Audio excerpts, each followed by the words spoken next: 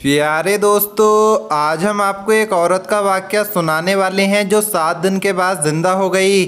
7 दिन के लिए उसको कब्र में बंद कर दिया गया और जब 7 दिन बाद कब्र को खोलकर देखा गया तो वो औरत जिंदा सही सलामत कब्र से बाहर आ गई। ये सब कैसे हुआ, पूरा वाकया क्या है, आगे हम आपको वीडियो में बताएंगे। लेकिन उससे पहले अगर आपने इस वीडियो को लाइक नहीं किया है तो वीडियो को लाइक करें। अगर आपने अभी तक हमारे YouTube चैनल को सब्सक्राइब नहीं किया है तो चैनल को सब्सक्राइब करके बेल आइकन ज़रूर दबा दें। तो चलिए वीडियो शुरू करते हैं। बयान किया जाता है कि एक औरत का नौजवान बेटा सख्त बीमार हो गया, जिस पर उसकी मां ने नज़र मानी कि अल्लाह मेरे बेटे को शिफा अता फरमा दे तो मैं 7 दिन के लिए दुनिया से निकल जाऊंगी। चुनांचे अल्लाह पाक ने नौजवान को शिफा अता फरमा दी और उसका बेटा ठीक हो गया, मगर वो औरत अपनी नज़र पूरी न कर सकी। उसके बाद उस औरत ने ख्वाब में देखा कि कोई बुज़ुर्ग फरमा रहे हैं, ए खुदा की बंदी तू अपनी नज़र पूरी कर।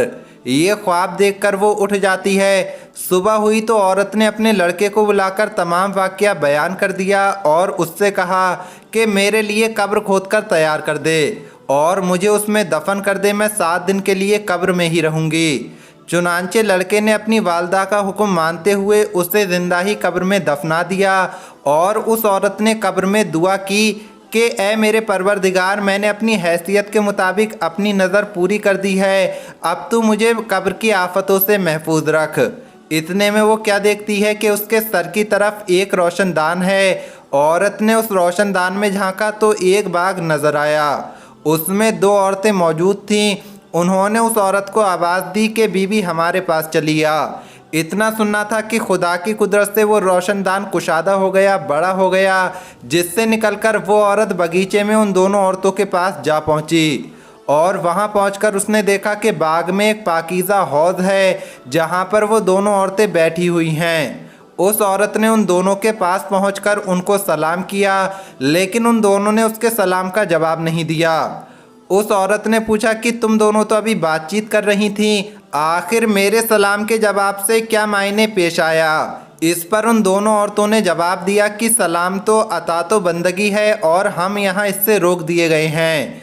इतने में ये औरत क्या देखती है कि उन दोनों औरतों में से एक के सर पर एक परिंदा अपने बाजुओं से हवा कर रहा है और दूसरी औरत के सर पर एक परिंदा अपनी चोंच मार रहा है।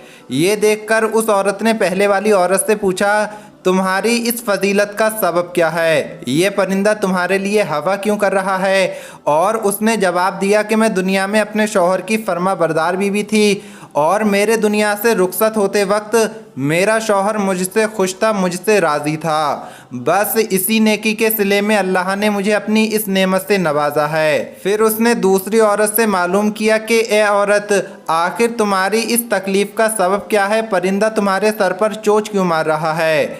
उसने बताया कि मैं थी तो बहुत ज़्यादा नेक, मगर अपने शौहर की फर्मा बरदार न थी और मेरे दुनिया से रुखसत होते वक्त मेरा शौहर मुझसे नाराज़ था, लिहाजा मेरी नेक बख्ती के सिले में अल्लाह ने मुझे ये बाग तो अता फरमा दिया, लेकिन शौहर की नाफरमानी और नाराज़गी की वजह से मैं इस अजाब में मुब्तला हूँ। लिहाजा मैं तुमसे दरख्वास्त करती हूँ कि जब तुम दुनिया में वापस जाओ तो मेरे शौहर से मेरे लिए सिफारिश करना, उम्मीद है वो मुझे माफ़ कर दे और राज़ी हो जाए।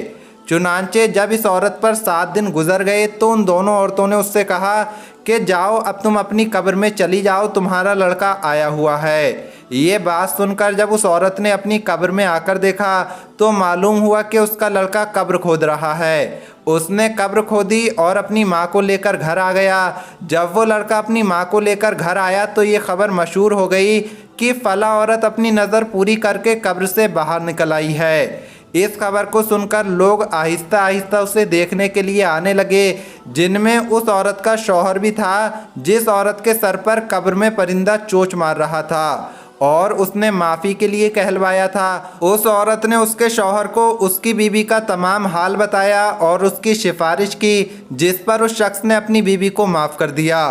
तो जो कब्र से बाहर निकली थी औरत, उसने ख्वाब में देखा कि उसकी बीवी उससे कह रही है कि तेरी वजह से अल्लाह ने मुझे अजाब से निजात दे दी, तेरे भी अल्लाह पाक गुनाह माफ़ करे, तुझे इसकी बेहतर जज़ा अता फरमाए।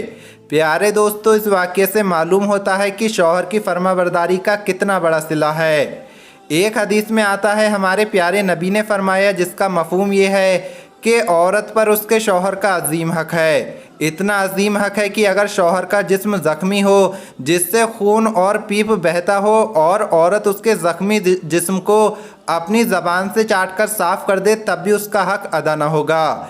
इसलिए हर औरत के लिए ये ज़रूरी है कि वो हर मामले में अपने शौहर की फर्मा बरदारी करे, लेकिन एक बात याद रखे कि अगर शौहर शरीयत के ख़िलाफ़ कोई बात कहे तो उसका कहना मानना ज़रूरी नहीं है, बल्कि उस सूरत में औरत अपने अल्लाह और अपने प्यारे नबी की अतात व फर्मा बरदारी करे। यानी अगर शौहर नमाज के लिए मना कर रहा है, रोज़े के लिए मना कर रहा है, जो काम हमारे ऊपर फ़र्ज़ हैं उनके लिए मना कर रहा है, तो औरत पर उसका हुक्म मानना लाजमी नहीं है, बल्कि औरत अल्लाह और अल्लाह के रसूल का फरमान देखे।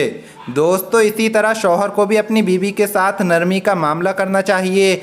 हमारे प्यारे नबी ने फरमाया कि अगर तुम्हें अपनी बीवी की कुछ आदतें नापसंद हैं तो कुछ आदतें पसंद भी होंगी। नबी पाक हुजूर सल्लल्लाहु ताला अलैहि वसल्लम का फरमान है, शौहर और बीवी का एक दूसरे की तरफ मुस्कुराकर देखना भी सवाब है। दोनों जब एक दूसरे को देखकर मुस्कुराते हैं तो फरिश्ते उनके नामे अमाल में एक एक नेकी लिखते हैं। फिर जब वो एक दूसरे के करीब आते हैं और मोहब्बत व उल्फत की बातें करते हैं तो अल्लाह पाक उन पर अपनी रहमतें नाज़िल फरमाता है।